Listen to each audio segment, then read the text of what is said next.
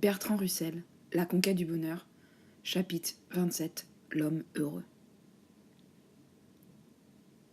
Il est évident que le bonheur dépend en partie des circonstances extérieures et en partie de l'homme. Dans ce livre, nous ne sommes occupés que du bonheur qui dépend de nous-mêmes, et nous sommes arrivés à la conclusion qu'en ce qui concerne cette question, la recette du bonheur est très simple. Beaucoup de gens croient que le bonheur est impossible sans une foi plus ou moins religieuse. Beaucoup de gens qui sont malheureux pensent que leurs chagrins ont une origine compliquée et hautement intellectuelle. Je ne crois pas que cela puisse être la véritable cause ni du bonheur ni du malheur. Je pense que cela n'en est que le symptôme. L'homme qui est malheureux adoptera généralement une foi pessimiste et vice-versa.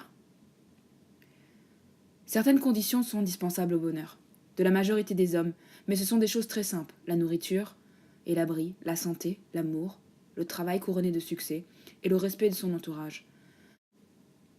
Là où les conditions extérieures ne sont pas manifestement défavorables, un homme devrait pouvoir réaliser son propre bonheur si ses passions et ses intérêts sont dirigés vers le monde extérieur et non pas concentrés en lui-même.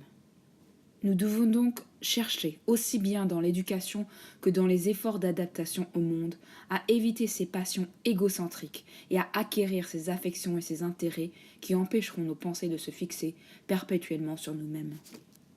Les passions qui nous enferment en nous-mêmes sont la pire des prisons.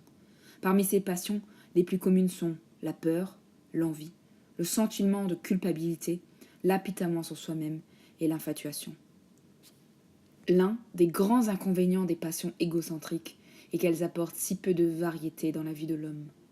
L'homme qui s'aime lui-même ne peut à vrai dire être accusé de promiscuité dans son affection, mais à la longue il est condamné à souffrir d'un ennui intolérable dû à la monotonie de l'objet de sa dévotion. La chose qui lui paraît la plus importante dans ce vaste univers est qu'il soit lui-même vertueux. L'homme heureux est celui qui vit objectivement, qui a des affections libres et des intérêts larges, celui qui retire son bonheur de ses intérêts et affections, et du fait que ceux-ci, à leur tour, le font un objet d'intérêt et d'affection pour beaucoup d'autres. Que reste-t-il donc à faire à l'homme qui est malheureux parce qu'il est replié en lui-même ? Tant qu'il continuera à penser aux causes de son mal, il ne cessera pas d'être enfermé en lui-même et ne sortira pas de ce cercle vicieux. S'il veut en sortir, il doit le faire au moyen d'intérêts sincères et non pas de simulacres d'intérêt, adoptés uniquement comme remède. Apprenez à croire que la vie vaudrait tout de même la peine d'être vécue si vous n'étiez pas supérieur à vos amis en vertu et en intelligence. Ces exercices répétés pendant plusieurs années vont à la longue vous permettre de regarder les faits bien en face et vont vous libérer de l'emprise de la peur. Avouez-vous chaque jour au moins une vérité pénible, vous verrez que cela est tout aussi utile que la bonne action quotidienne du scout.